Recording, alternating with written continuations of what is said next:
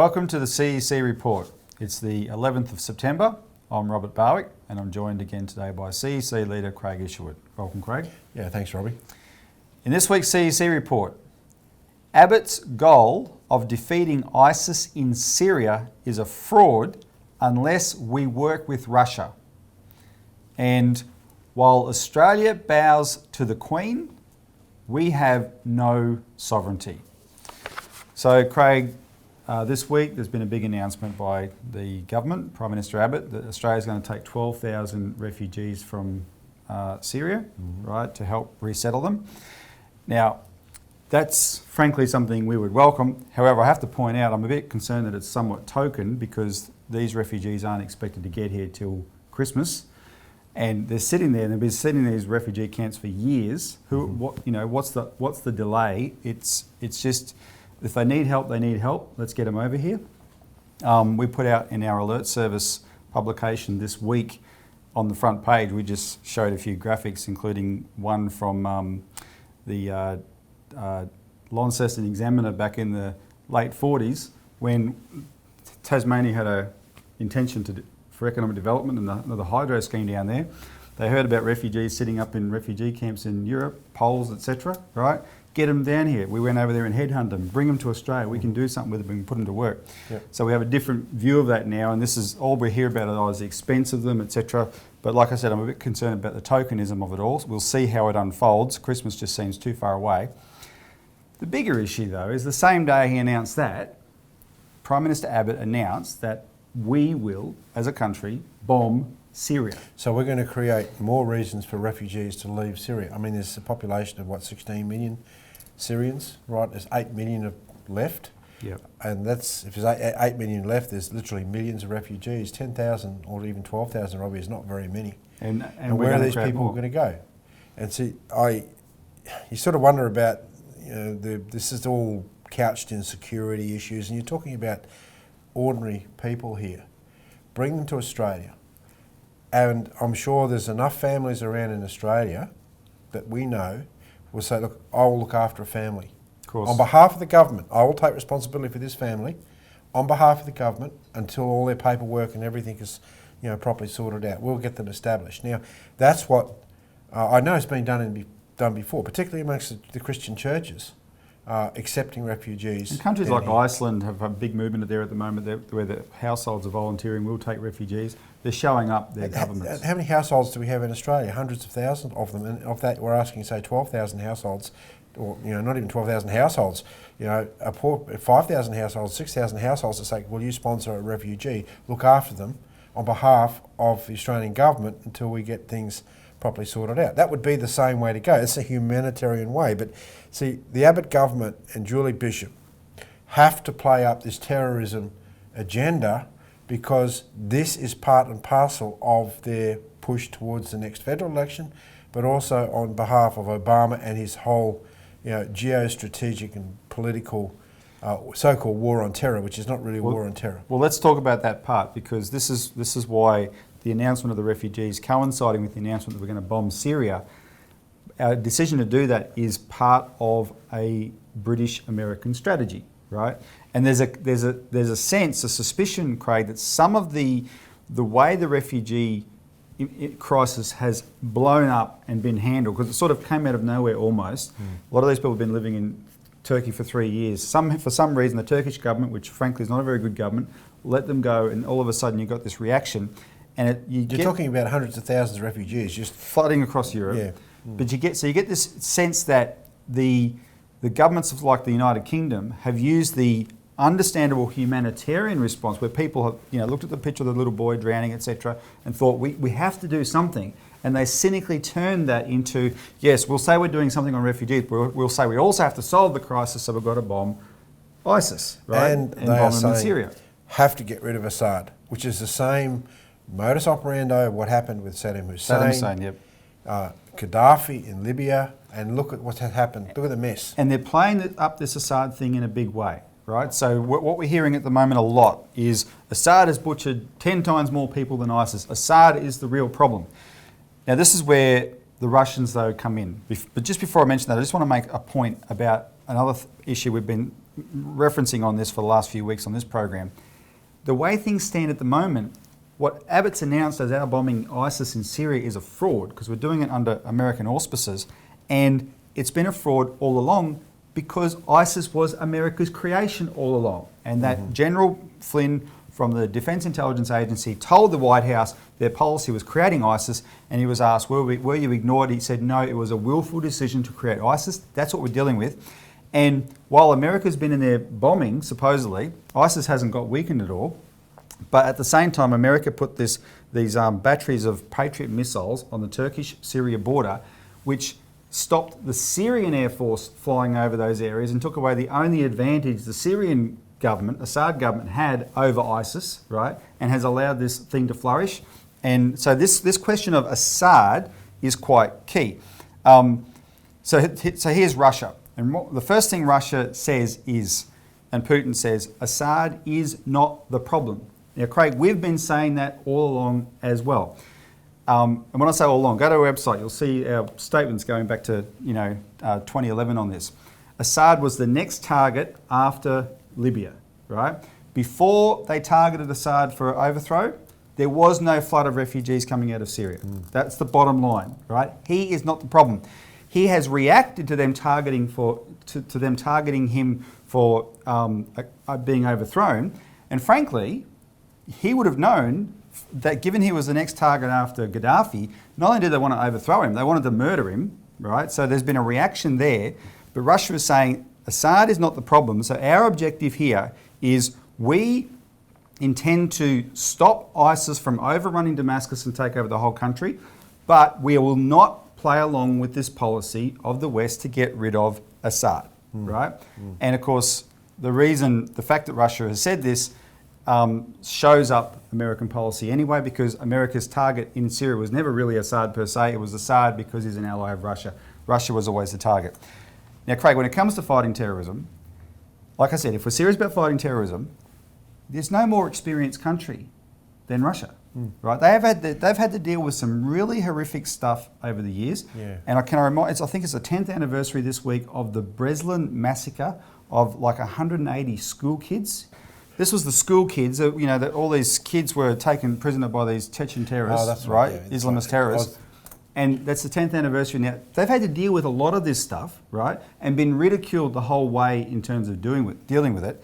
So what Putin's saying though is, no, here's ISIS. Yes, it's a terrible threat. We're going to do something about it. And he is expected to go to the UN this month. The UN General Assembly is being held, and Putin is expected to issue a call there for a coalition of forces to defeat ISIS and stop the phenomenon which is driving all these refugees out of Syria. So that coalition would be Syria, Russia, United States, Iran, now that the P5+1 agreement's been signed, us if we participate, Iraq, us if Julie Bishop stops running around trying to blow the whole thing up, And can I say, apparently, what our intelligence from Europe is, a lot of European countries that see this flood of refugees coming at them, they want to do something, but they fundamentally want to solve the problem. They will be inclined to ally with Putin to do so, and that's something America's not going to like. Well, and the British. The problem, Robbie, if this doesn't happen, what you've now got is Russia in there, protecting Assad from being toppled by forces like ISIS, which intend to take over the entire region and create a caliphate. You're going to have another massive region of instability. Now, our Foreign Minister, Julie Bishop, is racing around the place, meeting with Kerry, talking to Kerry on the phone, meeting with Obama possibly soon, and promoting this idea of, as Abbott's announced, of bombing Syria. What happens if Australian planes and Australian militia get in the road of Russian forces trying to protect Syria? So you can see there's an enormous problem here, a very dangerous problem, that this thing can escalate out of control. And I'm not talking about Australia, what about the United States as well, or any other coalition forces that are now going into a sovereign nation state without their permission to bomb under this idea of collective defence. So we might become the pawns in a game that could become a flashpoint for a larger And that's war. the real danger here. And this is the sort of stupidity that you see when you start playing these geopolitical games with the sovereignty of other countries. Well, let me ask you this question. So you got the side that created ISIS, and now saying we're going to deal with ISIS, but we've got to topple Assad. That's the Anglo-American side. You got the Russian side that didn't create ISIS, is saying we're going to deal with ISIS, but we're going to keep Assad. While that's the two dynamics in there, which side should we go with? Well, Robbie, I think that would be a no-brainer. Anything that can create the peace, and you're not going to create the peace by bombing people into oblivion. The only way you can create the peace is create a coalition that is committed to the peace. And one thing, stunning thing with all these commentators that we've heard on the media, is there's no exit strategy. There's no plan to create the peace. There's no plan to end these wars. Yep. And that's what really the stunning thing is. When you start a war, you don't start a war without the end being in mind. Any general knows that you have to have an exit strategy. You have to have a way of stopping a war if you. And once you've stopped the war, how you win the peace. How you win the peace, how you rebuild countries and so forth.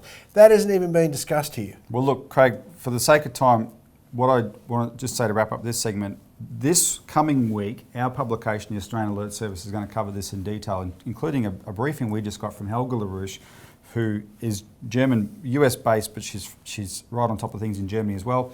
And she just made the point to us that, look, the only long-term solution here is to extend the Eurasian land bridge to the Middle East and to Northern Africa, right? So that economic development can supersede all these messes. We will cover this in detail in our publication. So people should call in if they want a copy of that edition of the Australian Alert Service. Call in for that, and we'll send you a copy, and you can see how we analyse what needs to be done there. But let's take a break. When we come back, we'll talk about Her Majesty.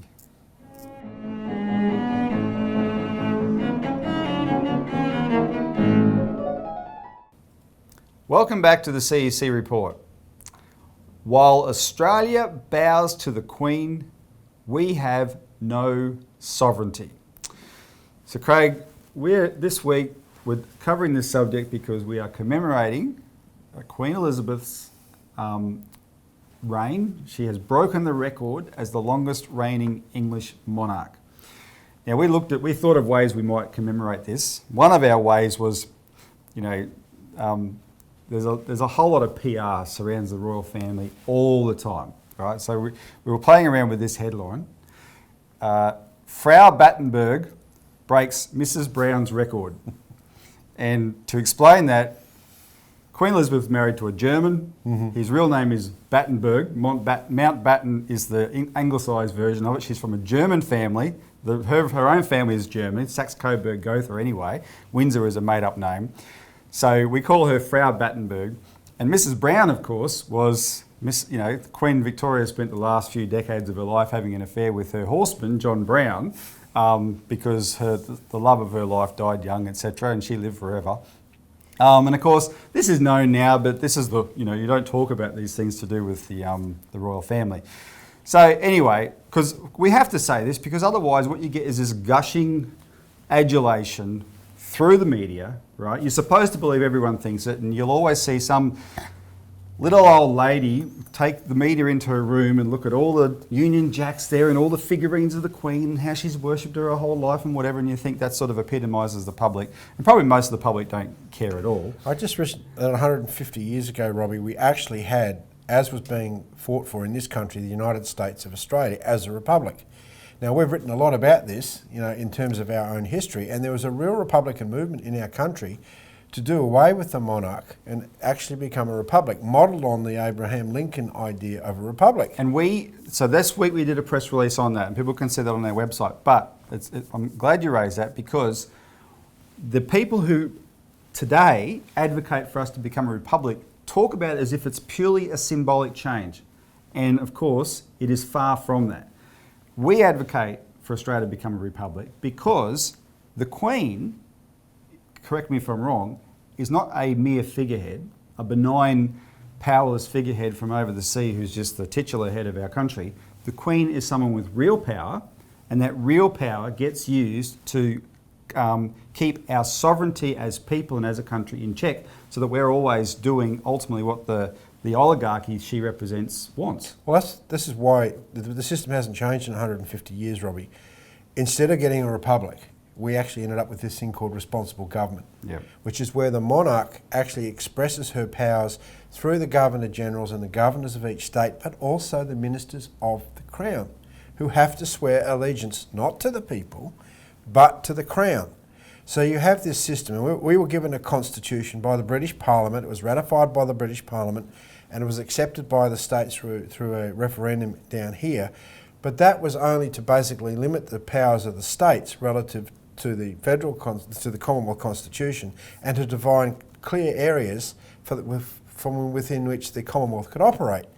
So the real power was never touched. That's right. And so consequently you now have this situation where the Prime Minister of the country can act on behalf of the Queen, call, as we've seen in Australia, also in the UK, where the Prime Minister can actually go to war or launch deadly force against its own citizens, in the case of the UK, without having to go to the Parliament. And that's a power, Craig, that not even the President of the United States has. That's we think of the astonishing. President of the United States as the most powerful office Well, in the world. he's trying to usurp that, Robbie. And every time he does, they do it by going to war without declaring war, because only the Congress can declare war. And every time he does, he rightfully gets accused of acting like a British king, right? So this is an extraordinary power that's in our system where democracy has no say over it. So I'm glad you raised that. Let's take a quick break. When we come back, we're going to list the Queen's actual powers, and people might be surprised.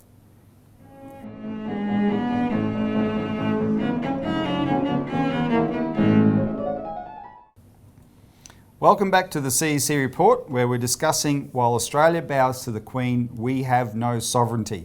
And before the break, we were starting to talk about the Queen's powers, including she has the power to declare war, and this is a power that she doesn't have to, Parliament has no say over, and it's exercised by the Prime Minister on her behalf, as it is in Australia, and there's no democratic accountability for it, and that's not even a power that the United States President has. But anyway, we've covered, the CEC is not a latecomer to this debate. We've called our first ever publication Sovereign Australia, because we've always fought for Australia to become a proper republic, but not a fake republic. In one of our publications in 2011, which is called Defeat the British Crown's Green Fascism, we have a very important section on this question of the Crown and their real powers, Craig. So we quote there Burke's Peerage and Baronetage, which lists these powers of hers are called the royal prerogative powers. And among those, and there's lots of them, but among them is she alone declares war at her pleasure, as we've said. She is Commander-in-Chief and may choose and appoint all commanders and officers by land, sea and air. Were you going to say something on that? Oh, no, just in terms of, as I said before, it's important to know that she's not going to be seen coming to do all these things. No. She's going to do it through cutouts, and that's usually the Prime Minister and the ministers. Yeah. So she's not going to be seen to be doing this. Well, let me finish this list of powers, and I want to tell you something about the Prime Minister and the way that operates in a minute. She may convoke, adjourn, remove and dissolve Parliament.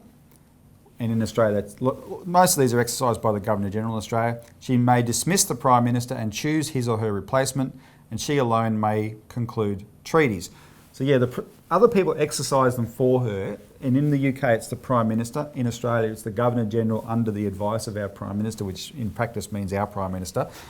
But the British Prime Minister consults with her very closely on all of this. He has to meet her every Wednesday without fail, and if he's not in the country, he has to phone her every Wednesday. On a daily basis, she's sent these red boxes, the famous red boxes, not just from the British government, but from the Australian government, the Canadian government, the New Zealand government, and the Papua New Guinea government, and the Tuvalu government, and every government of which she is the head of state. And there's a lot of it. All the West Indies ones. She must have a whole collection of cricket balls from the West Indies, because all the West Indies countries, she's separately the head of state of each of them, right? So she is kept abreast of all the matters, all the affairs of state that are important. Now, when you examine the relationship, because what you're supposed to think is, in the practice, if the Prime Minister exercises her powers, then surely she's powerless. No, because like I said, not only does he consult with her, but there's a purpose for it, because it's what you call a symbiotic relationship. It benefits both. By him being seen to exercise her powers, she appears to be, powerless and a benign figurehead. By those being her powers that he exercises, he is seen to be democratically accountable, right, when he is not. And the proof of that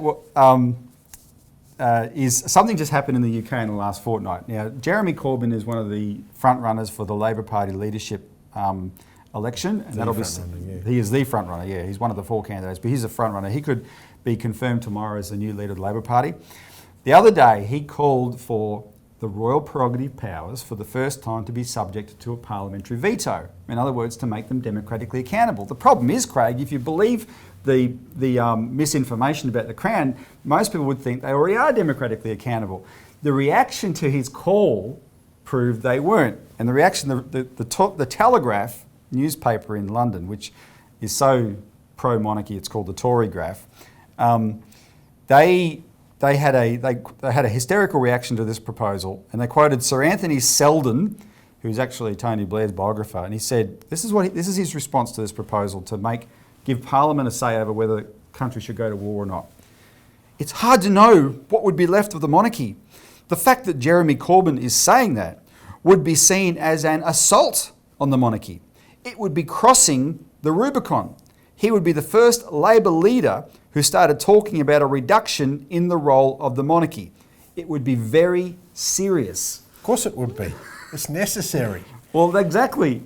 And it proves that this is a real power that he's talking about, right? Let's come back to the period of Gough Whitlam's sacking, Robbie, because people say, the Queen didn't have anything to do with it. But we know through the biographies of Sir John Kerr that she was intimately involved.